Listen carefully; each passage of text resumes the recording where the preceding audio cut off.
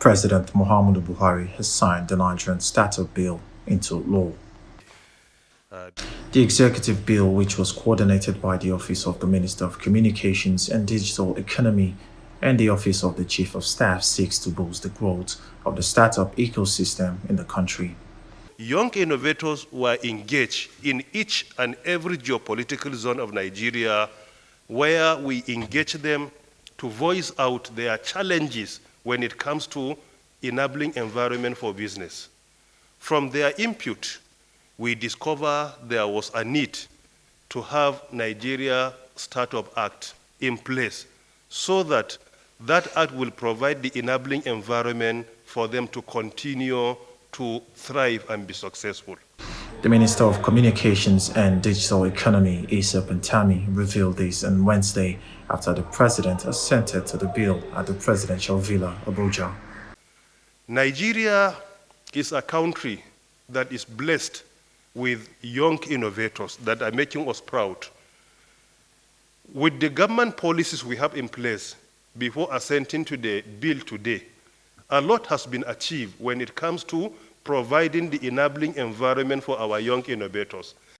He added that the bill also seeks to provide the legal framework to tackle the challenges young innovators face in areas such as intellectual property, finance, regulation, incentive, among others.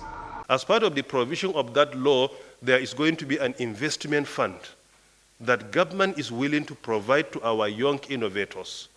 And there is also a provision for incentives.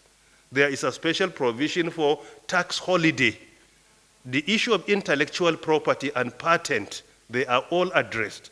So by implication, the law accommodated almost all the challenges presented to government. According to the provision of the law, the federal government plans to set up a minimum of 10 billion naira startup fund to further create an enabling environment for young startups in the country.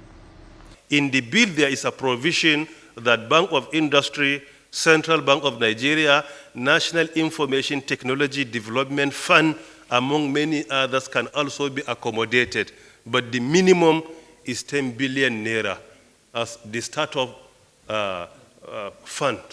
The minister, while stating that the ICT sector has so far contributed 18.44% to the nation's GDP in 2022, said his ministry signed an agreement with Microsoft at the Gulf Information Technology Exhibition to train 5 million Nigerians with high-demand digital skills.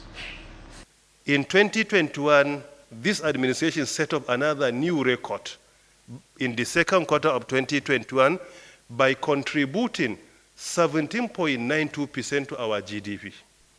This year, in the second quarter of 2022, this administration also, through ICT sector, contributed 18.44% to our GDP. If you look at these records, they are all new records. Meanwhile, to ensure the success of the Act, a council has been put in place to critically address implementation processes and challenges faced by young startups.